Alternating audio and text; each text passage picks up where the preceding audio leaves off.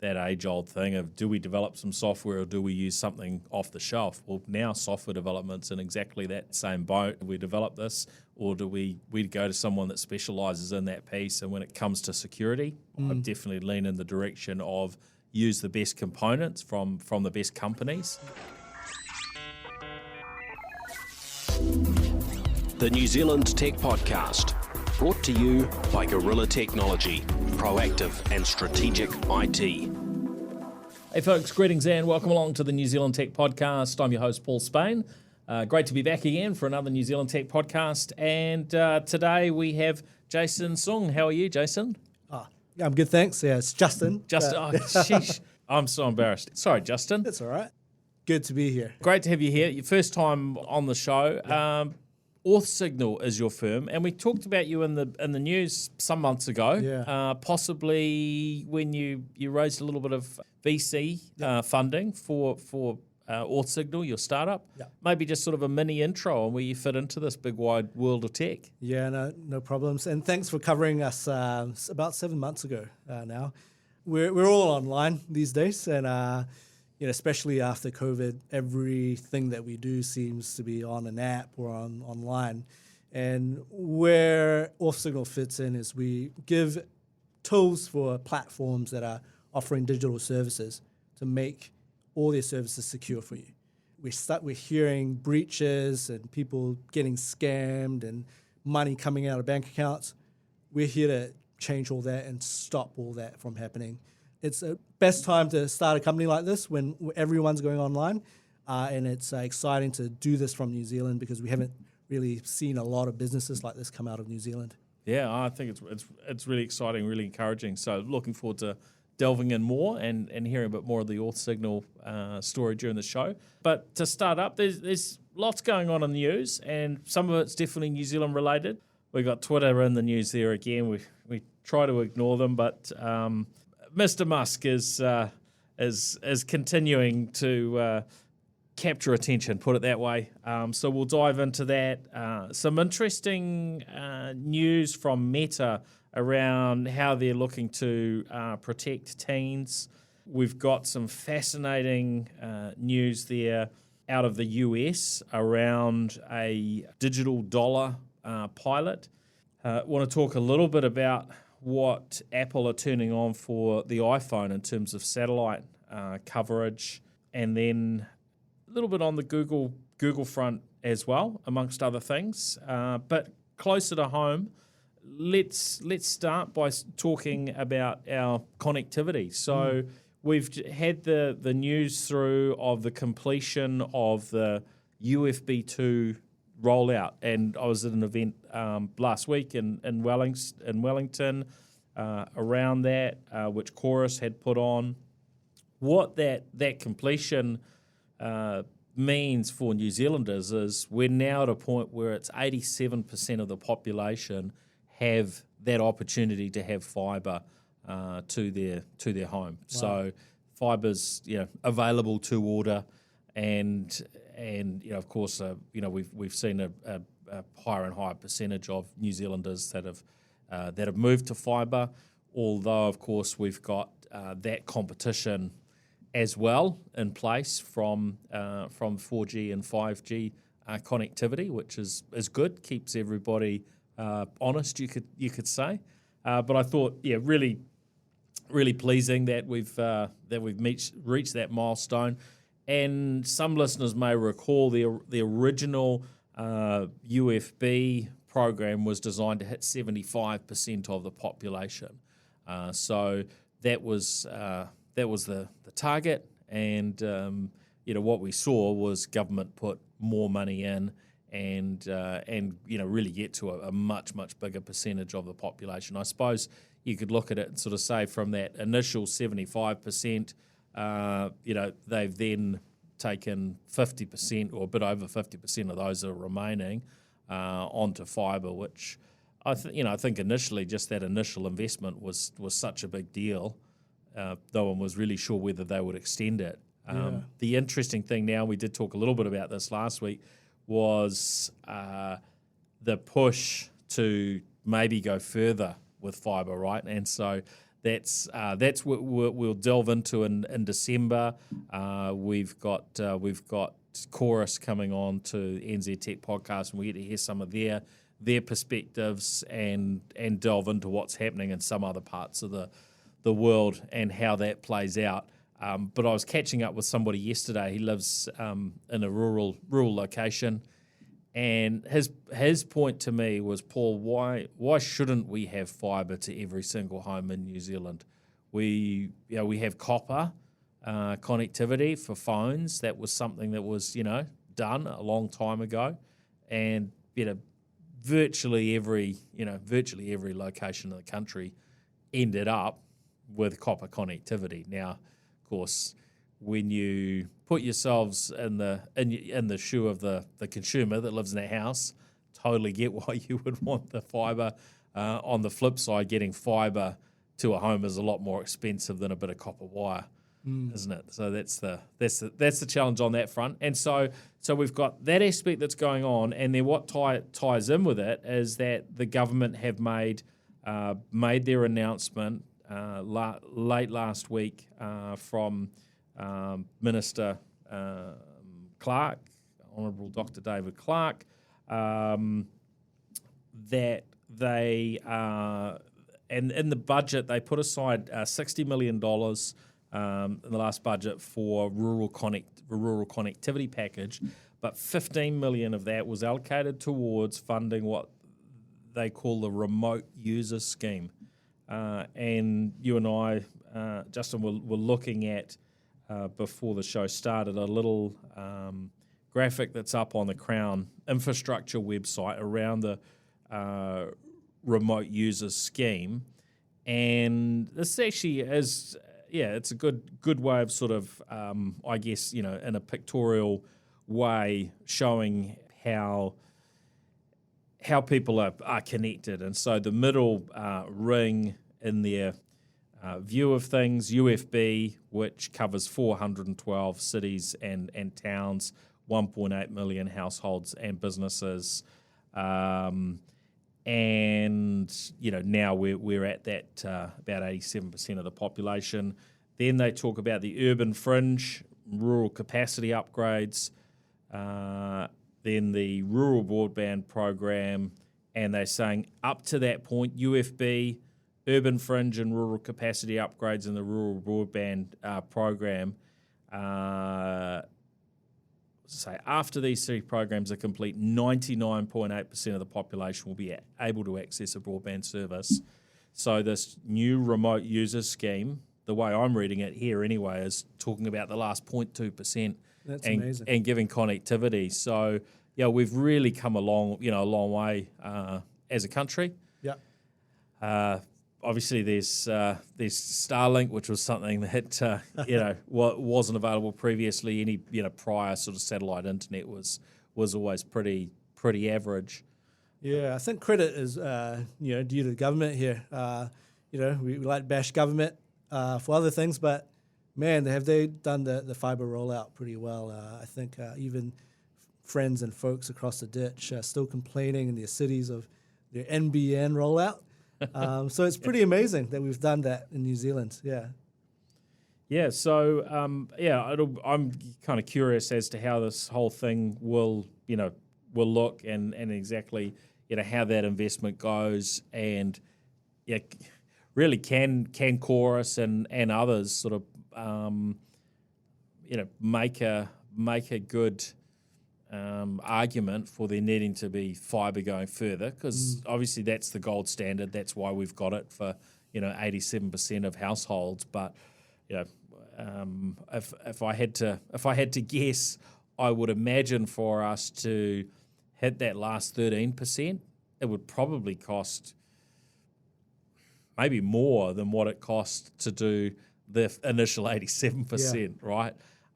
So that's the flip side on these things. We are seeing countries now who are committing to 100% coverage. Wow. And I saw, and it does vary in terms of how they deliver that. Some of them are more like what we have in New Zealand, where there's a whole chunk of fibre, but then there are other bits and pieces sort of filling in. I saw news around fibre in Spain, and they are talking around, the bits I read anyway, was suggesting 100% fibre coverage around 2025.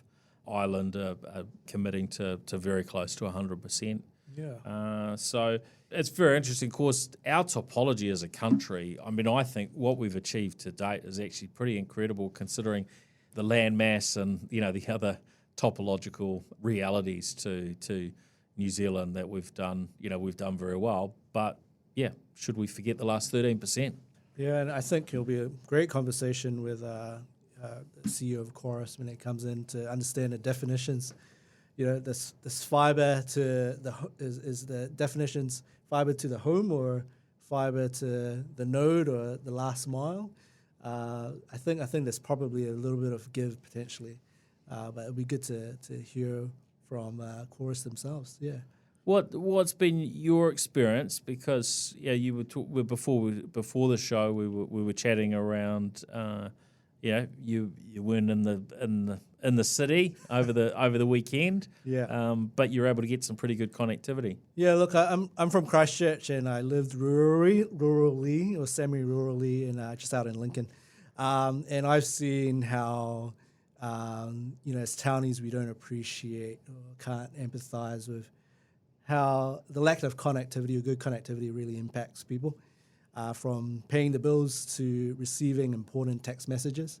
But my story was I watched the All Blacks from a rural part of New Zealand with no problems, and that was all through Starlink. So that not a paid advertisement here for Elon, but it's amazing how far we've come from being able to just stream live sport from our phones. Back in the back blocks of Rotorua there. So, yeah, no, it's brilliant.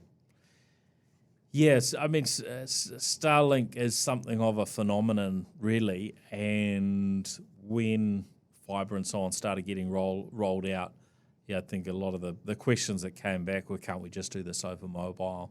And mobile's got a whole lot better, and of course, some folks are operating over mobile connections. And then, Starlink as well. There's obviously different price points. There are different challenges, with these technologies. But yeah, certainly we had nothing before. We had very poor options. Starlink has been I think really, really exciting for people. Interestingly, I was chatting to a friend yesterday, and he was telling me about in his location in Waimalku, outside of, I think he was maybe within a couple of 100 metres of fibre access, but just sort of far enough away not to be able to get it. And so basically, his option is a sort of mobile broadband, which he was saying the speed seemed to have really sort of come down, 22 megabits a second or so.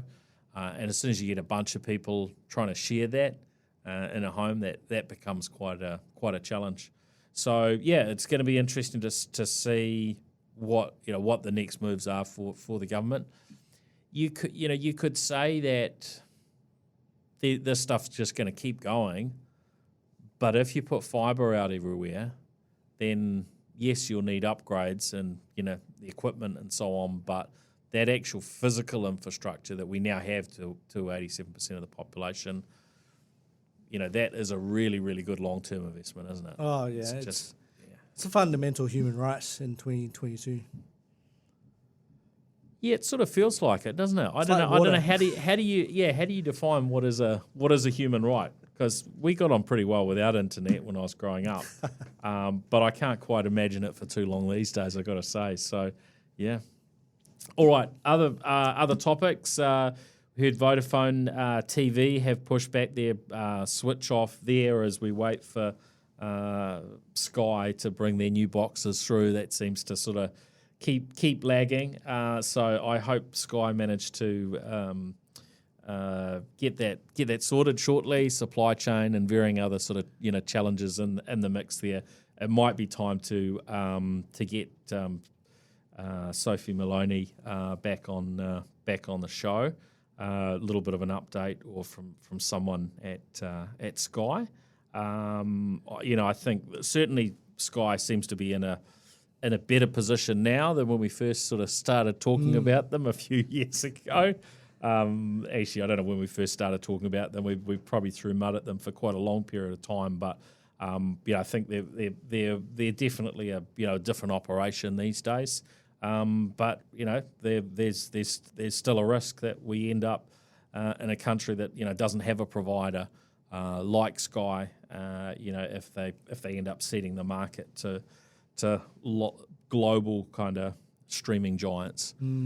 So it's going to be certainly something I hope that they're very successful with their next moves, their set-top boxes and internet-based options. Yeah, I think they've done a good job to reinvent how they deliver their services. I mean, I was watching the All Blacks off my app in the phone, and I didn't have to have a set-top box. So I think, what they're doing is obviously clearly, on the right track here with what they call over-the-top apps that you can install on your TV or phone. Yeah, it's brilliant. Yeah, and look, full respect to Spark with Spark Sport for they helped sort of move us forward into having to stream and sort of get used to that. Certainly seems to be a bit of sort of debate around what that future looks like. Have we got enough room in New Zealand for two players, or do we end up going back to a more sort of single player model? I don't know whether you call it monopolistic. I would hope that there'll always be kind of two options, and that isn't option A pay and option B sort of pirate as far as content's concerned. But I think now with a few years under the bridge of sort of streaming sport and content, I can see why some people are frustrated about having to pay sort of two players, and what that actually does in terms of the local cost as well when they're bidding against each other, right? So I think we the whole story isn't fully complete on that front yet, that's for sure. Now, I wanted to delve into going to New Zealand with Air New Zealand. We heard about Air New Zealand, potentially moving away from boarding passes as far as the Los Angeles is concerned, and a move to effectively a sort of biometric type model in the US.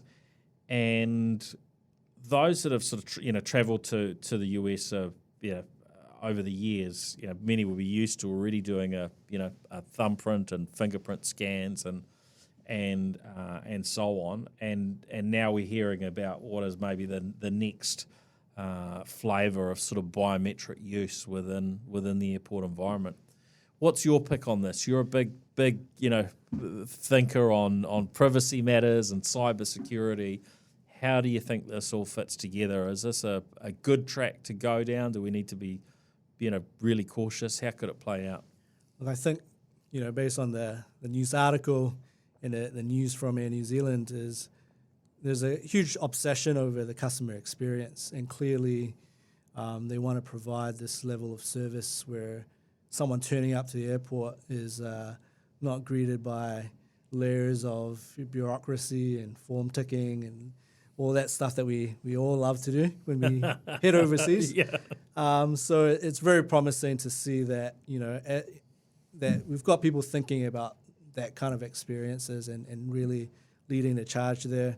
But, in terms of the broader question around privacy and security, well, we can't take it lightly. The government's role into regulating how we use our data, I think that's very important, and I'm pretty hopeful that that in New Zealand that someone picks up something around privacy regulation, because I think that's something that we're missing here in New Zealand. When you're looking at Australia, because of recent events, you're seeing a huge regulatory kind of pressure to bring something in. So, look, and this is why our company exists. We love balancing the customer experience, making it super seamless for people to do what they need to do, and also balance the fact that privacy and security needs to be there 24/7. Yeah. Yeah, and look, we've already seen, governments in numerous countries, and including the US, kind of get caught out on privacy matters. I remember, they have these cameras at the US borders that were taking imagery of license plates and whatnot, and then that was sort of being referred back to a database, and then it turned out that there was a third party government contractor involved in that whole thing. It wasn't all in-house, fully sort of secured, and the data ended up getting compromised, right? So it's really important that this stuff is done well and done right. And I'm not sure that we fully, as society, have our head around what's appropriate in terms of biometrics and how we keep that safe and secure, and where are the right places to use it. I noticed yesterday on the way into work some new cameras along my commute journey that I don't remember having seen before. They were quite close to each other. What made it sort of jump out of my mind is I was talking to somebody that commutes down Authsignal Road in Birkenhead on Auckland's North Shore, and they said that, and I don't know what the exact number of cameras on there, I might have to look that up, but it sounded like it was in the sort of 1 to 200 range of cameras down this particular stretch of road, basically there to discourage people from jumping in the transit and bus lane unless they actually had enough people in their vehicle, right? So using camera AI to kind of figure that stuff out. But of course, how else does this get used? How do you make sure that data is is looked after appropriately? And what other dots do you sort of join up and then end up with a kind of map of where people are tripping around? And if you're doing that, what's the societal benefit versus sort of the risks of getting it wrong, and having a map of what people do. And we have to really balance these things, right? Yeah, it's a mix. I think a mix of technology and regulation and frameworks to help us navigate that. I think one thing that I'm really excited about is our sovereignty of our data and being able to choose who and how we share our data.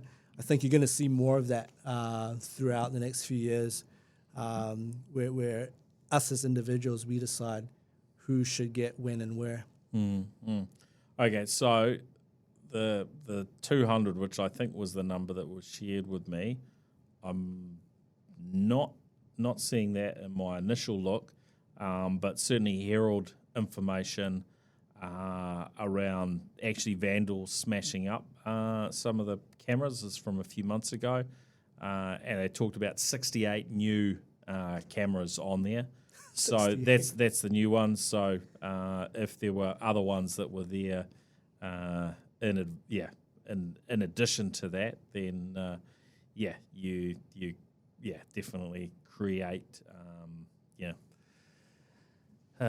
something that will have people sort of feeling uneasy. And the reason that these ones were, so it said the 68 cameras were placed in 17 transit zone, 9 towards the city, 8 towards Birkenhead, which can be used by cars with 3 or more, people between, relevant hours and so on. And residents took to Facebook to vent their frustration at the cameras, and people saying, look, we're not surprised that vandals have taken them. Now, in that case, though, I guess they're at a height to be able to see you inside your vehicle. So we're used to ones that are really, high up just to maybe pick a number plate. But I guess these ones are down a lot lower, so actually easier to vandalise. Yeah, it'll be interesting to tap into what's the underlying rage that's causing these vandals. Probably the fact that, very good revenue generation scheme for whoever's collecting the ticket there. Right. Yeah. So it's cost someone a lot of money. So that's their way Maybe. of pushing back. Yeah. I mean, could be. I mean, I don't think most of us are going to go out there and be smashing up cameras, but that's always going to be probably a response from some people until such time as there are enough cameras around and enough tracking that they can work out who it is that's smashing them up, and then maybe that activity stops. But anyway, let's not go there. It's getting further down the rabbit hole of these sorts of things. Now, moving on, we've seen news about US banks, including the New York Fed, starting a 12-week US digital dollar pilot. Now, I find this interesting because we're starting to hear more and more noise around this idea of central bank digital currencies, which is, I guess, exactly what this fits into, which you could compare them to sort of cryptocurrency and Bitcoin in a way, purely a digital currency with no dollar notes and so on, nothing physical. And it seems like there is a lot of change afoot. Of course, China have led the way in this direction to a degree. But yeah, when I saw Reuters reporting on this, that was pretty interesting. MasterCard, HSBC, Citigroup, Wells Fargo, amongst those that are part of this pilot. So, yeah, I think it's an area worth keeping a little bit of tabs on, and just it's important for us to understand what's changing. Where's technology taking us, and how do we take advantage of these things, or whether that's at a national level, or I guess all of these things creates new opportunities, but potentially there are flip sides to the coin as well. So it's important to keep current. Yeah, no, for sure. And there's two worlds colliding at the moment. People who are from our current world of centralized institutions versus the ones who are on the extreme, or the purists from the crypto side of the world, where they believe in decentralization. So the fact that you've got central bank digital currency in your acronym, I guess, gives a little bit of a clue that maybe the potential upsides to this is not as pronounced as maybe we'd like to see from a decentralized purist point of view. Yeah. For those that are sort of interested in a little bit more in these sort of matters, we have another show called the New Zealand Everyday Investor, and I noticed that Darcy has sort of been delving into some of these topics. He's certainly covered crypto for a long time, and CBDCs, as it's shortened to, seems to be one of the current topics that he's been covering. So if you're kind of interested in finding out a little bit more, then that's a good place to go. Darcy Ungaro, NZ Everyday Investor. Of course, he does pop up here on NZ Tech Podcast from time to time as well. Now, Apple have now gone live with the satellite-based SOS tool for the iPhone. So if you happen to, which won't be a huge percentage of our listeners, but if you happen to be in the US, Canada, then with an Apple iPhone 14, you can get a level of coverage when you're nowhere near a traditional cell network. This sounds pretty cool, doesn't it? I think it's where was it when I was tramping and lost my way about 10 years ago out in the back blocks. It is a game-changing feature, especially if you're a big outdoors fan. I wish they extended it out to New Zealand. Definitely shift me away from Android just for that feature. Yeah, well, you've got that on one side. So you've got Apple doing that. On the other side, in the US, at least, we've heard, and who knows when it's coming, and whether the timing of the announcement was in fact aimed squarely as a sort of compete against what Apple are up to. But we heard about SpaceX and Starlink adding a capability to basically have cell sites that sit on their Starlink satellites in the future. In theory, with this service being available from 2023 for those on the T-Mobile network in the US. So, of course, if they can deliver that and it works with for T-Mobile customers in the US, they could probably do it anywhere in the world, right? Yeah.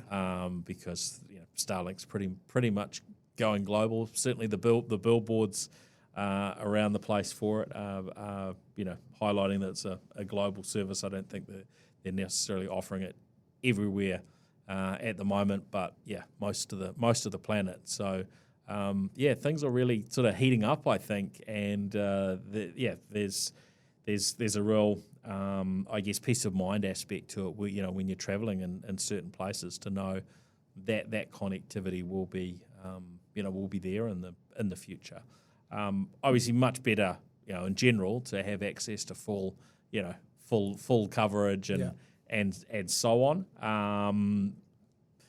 But from that safety perspective, knowing that broader coverage is available and without having to carry around some crazy chunky satellite phone that costs a fortune to buy and to operate, which virtually nobody would carry. I think it's a pretty small percentage of the population that pays for that sort of equipment today. If we can flip that over to general populace having that level of connectivity, it's quite exciting. It will kill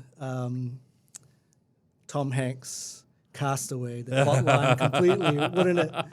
Instead of screaming Wilson in the middle of nowhere, Tom Hanks will be picking up his phone and calling for help. So how times have changed. Yeah. It'll have to be I guess the modern phones to cater to that perfectly are going to have an element there of solar, so that you're fully covered, right? To power them, but these things are real. They're moving ahead. Now, Google have been fined in the US, or have agreed to pay a record-breaking fine. There equates to around 600 million or so New Zealand dollars for secretly tracking user location. Thought this is at a state level, so 40 US states that they've settled with over these violations. But to me, this is an indicator of how important it is that we get these privacy things right, that the underlying legislation is appropriate. So, is Google getting fined in New Zealand? Have they done this? They tend to do very similar things in most parts. Most places, there's not necessarily a huge variance from what they do in one US state to another, or what they do from one country to another. So if they have this, this fine to pay, if they were paying that in every different sort of legal jurisdiction around the world, I mean, you could imagine this could stack up to a $10 billion fine or something. Not that would destroy them or anything, but you'd get a fairly clear message through. Whereas at the size, they'll forget about it in time, you would think. So there is, to me, a need for us to keep working on these things, and not just for private organisations, but that we do get that balance, and we keep pushing forward in terms of legislation, what's appropriate from a government perspective and from a private enterprise perspective. Particularly when we look to sort of states like China, where they've gone down a different track than I think probably the large majority of Kiwis wouldn't be super excited about. Yeah, we're a bit behind, I think, and let's see. It's the will of the politicians now. Yeah. And I saw also news out of Australia that they are going to stand up and punch back against cyber criminals, and I love hearing hearing that, because mostly we're victims to cybercrime in one form or another, and so this is something that's come out of the Australian government. Yes, it's coming from politicians, but look, they're spending the money. 100 strong, team of cybersecurity folks who are focused in a little bit more of an offensive manner, you could say, towards the cyber criminals. So to try and bring down some of these ransomware gangs and so on.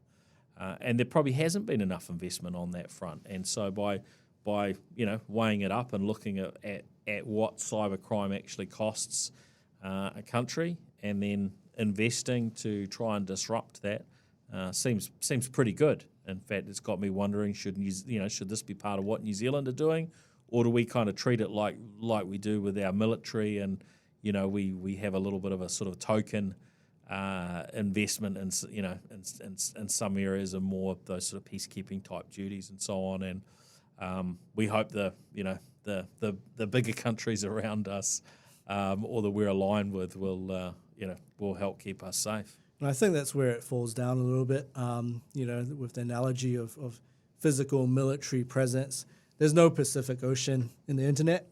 You're one hop away from someone's mobile phone. So no, we got to be treating this as if it's a national security importance. Even in Australia, they're figuring out how many people it's going to take to combat cybersecurity, and they've realized in a country as big as Australia, there's just not enough people. So when you scale that back down to New Zealand, if Australia can't resource up in cybersecurity, we got to figure out how we're going to either bring expertise from overseas or try and at least build up capability. And I think we got to treat this a little bit differently than in typical military thinking. Yeah, look, I mean, I think you're right. We have to make the appropriate stands and do things locally. But I can also see a perspective in terms of, and you could compare it to all sorts of things, climate change and so on, right? As like, how much do we need to invest, and how much difference does it make? So, one side of the coin is, we've got to do our fair share. The other is, can we make a difference because we're so small? And I can kind of see both of those angles. I mean, I think we should be doing our part, and participating would be where I'd be leaning. In terms of actually bringing down these ransomware gangs and the like. And I think we should be able to play a good part in that. We've got smart people here in New Zealand, we can't just sit on the sidelines and let ourselves be attacked. Now, before we sort of jump into hearing the ins and outs on Authsignal, there's been a bit going on in the social media world, as we know. Meta constantly in the news, and some interesting pieces going on there. So the latest announcement that has come out of Meta is how they are working to protect and safeguard teens on the platforms of Instagram and Facebook. And I thought what really stood out to me was a third party that sort of monitors these sorts of these sorts of things, and was highlighting just how many issues that they have been seeing on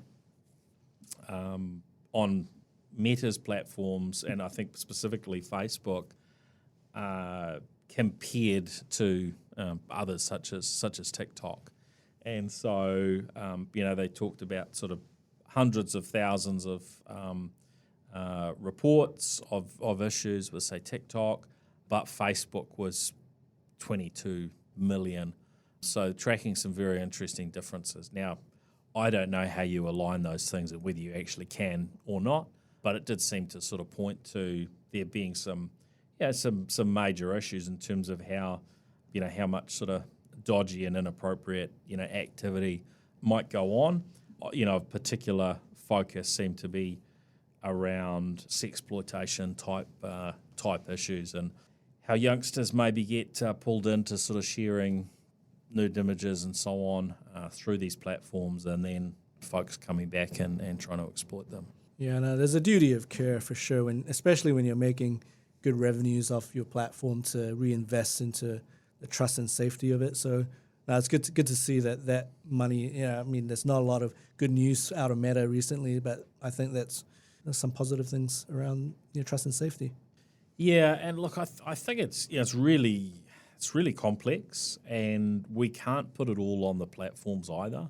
So there's a level to which we expect software and technology to help out, but these are important matters from an education perspective, right? With youngsters, that they're being taught wise things within the family environment, within schools, and just expecting Facebook to kind of protect us and pick up the pieces and so on. It's I don't think it's entirely realistic.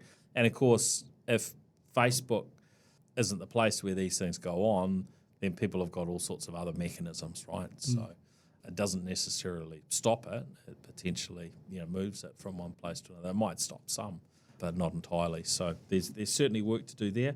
And then, of course, Twitter's been just a lot of madness continuing there. It was a bit of a shock to me to see Donald Trump reinstated onto Twitter. We had heard from Musk that there was going to be a group established who would be deciding who was coming back onto the platform and so on, and this independent group was going to have a great mix of individuals who were going to figure this stuff out. Next minute, he's throwing up a little poll on Twitter, and Donald Trump's account's been reinstated, and then you saw sort of flow on Phil Schiller, CNBC, and so on, bailing off Twitter, although then I see CNBC's already kind of come back. And it all left me with the question, is Elon Musk just playing us? Because all of this stuff, it's all through the media, all the time at the moment. And what is it doing? It's mostly actually seems to be driving up engagement on Twitter and driving followers for Musk. I saw the numbers of followers for Trump. I think when he first was on the platform, I saw some numbers saying he started with about 2 million, and when I looked today, it's about 85 million. Now that seemed to have stopped. So maybe they were going through some sort of process to kind of recover his old followers or something that didn't happen initially, restore some old backups. Who knows? But it just seems to be publicity in every direction, good or bad. And what do they say? No, all publicity is good publicity. Do you think Musk is kind of playing us all with all these crazy antics and what look like just bizarre moves? Or love him or hate him, he's clearly doing something right. I mean, he walked into Twitter's offices with a kitchen sink. I mean, if that's not entertaining, I don't know what is. But yeah, look, I think it's interesting, great discourse, great for humanity to be having this sort of discussion. Twitter is a public town square equivalent in our digital age, and the motivations of people threatening to leave. I mean, we need to really figure out, is it because there's a fundamental issue with the platform, or because you disagree with someone else's point of view? I think, it's very interesting times we live in, and we're seeing it all play out in front of our eyes on Twitter, which, for me, it's definitely got me glued. I do check it every morning. Yeah.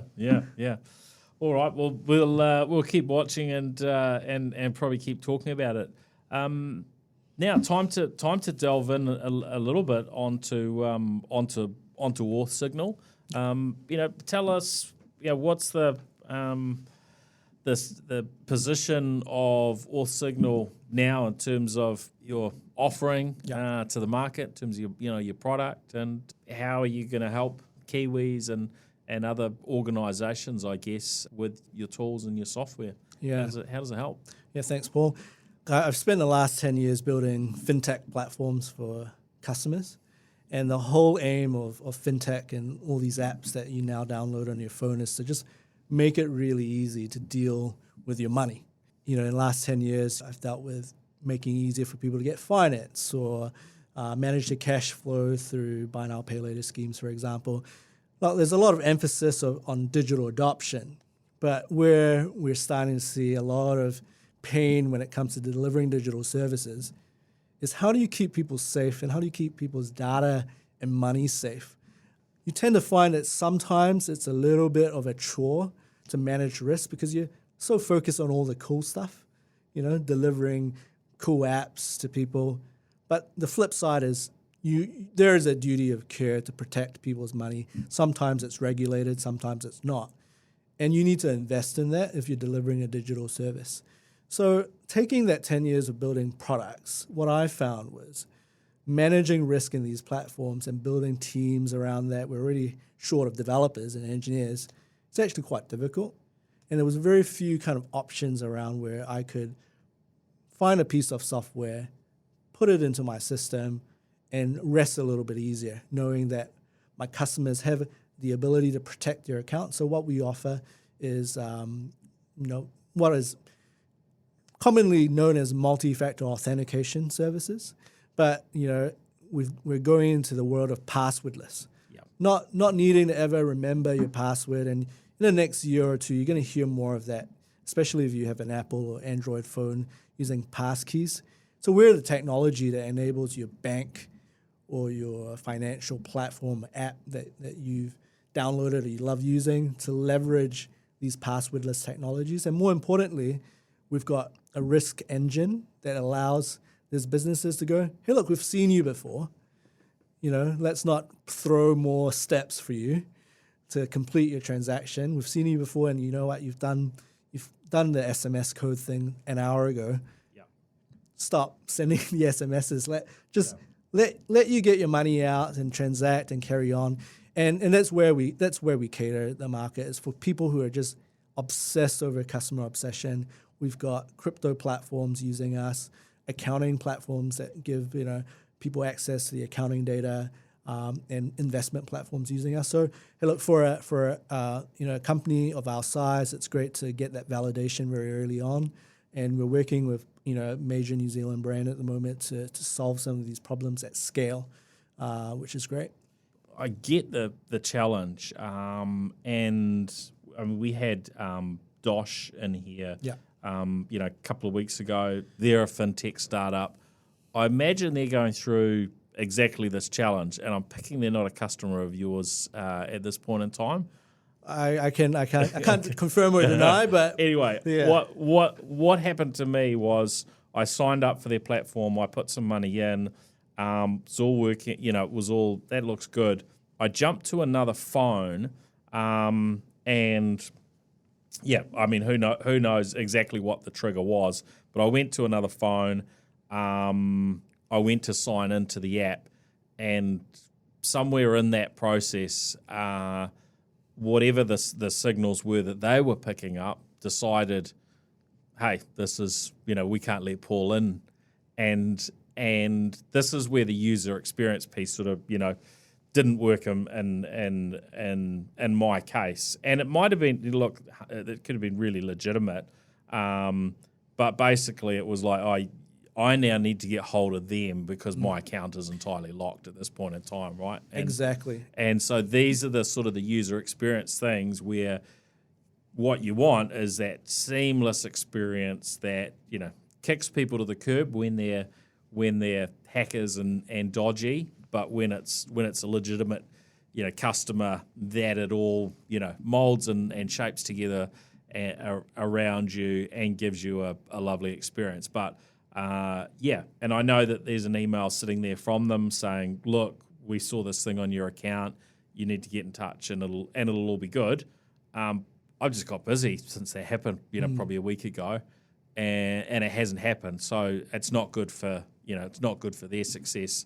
It's not good for my, my use of the platform. So I totally get why we need this stuff. I'm glad you do, and because we can empathize with this, right? We've all been overseas, used our card somewhere else, and then you get blocked, and it's midnight here in New Zealand, and you're on the other side of the world trying to get to a Lion King musical. That was my problem. Yeah. And I just couldn't get into a black cab because I couldn't pay for it. And it's these things that we've inherited from the old school financial system. And we're trying to build these apps that are live 24/7. So you're right. Good customers should just be let through without any dramas.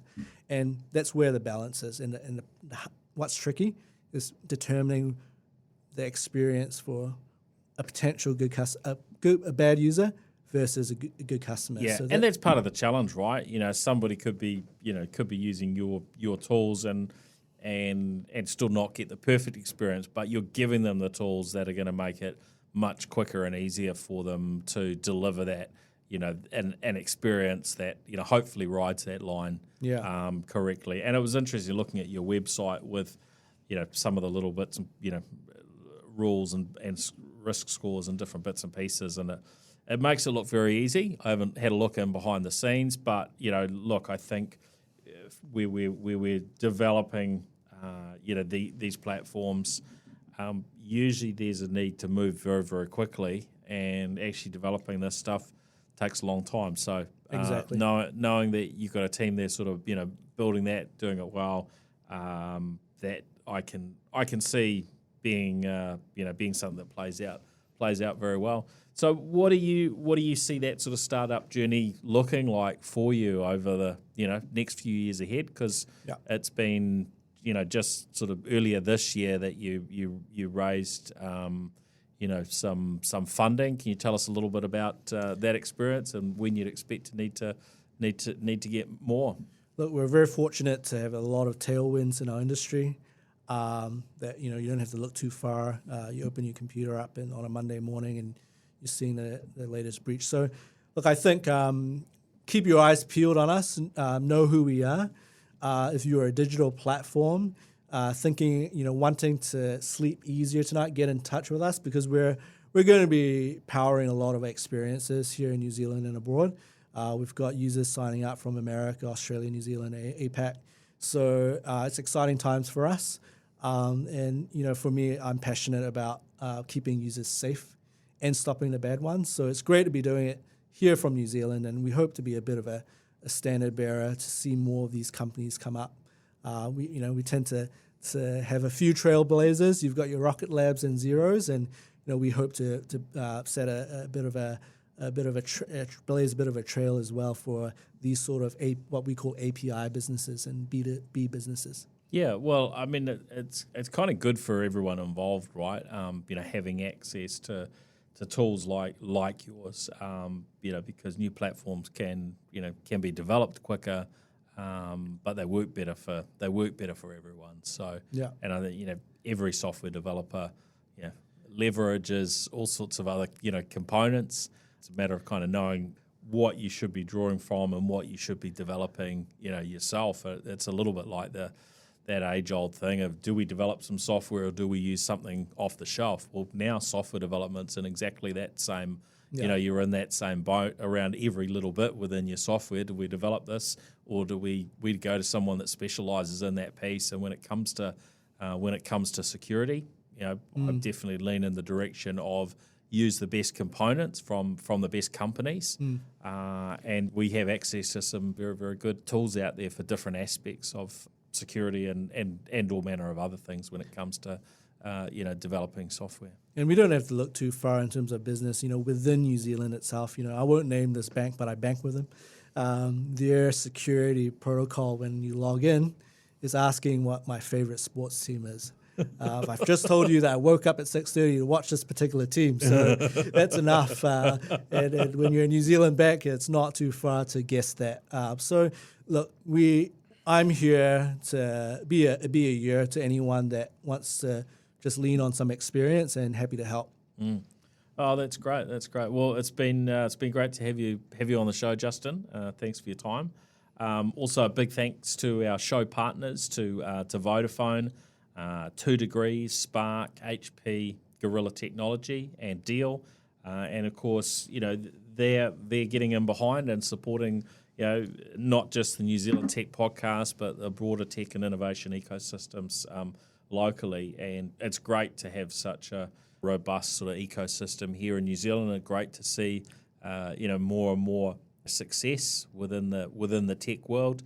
I was speaking in Christchurch on Friday at an event about this viewpoint that I often share, how I believe that we should all be futurists. We should all be wearing this futurist hat and sort of looking further out and looking at how we can take advantage of technology.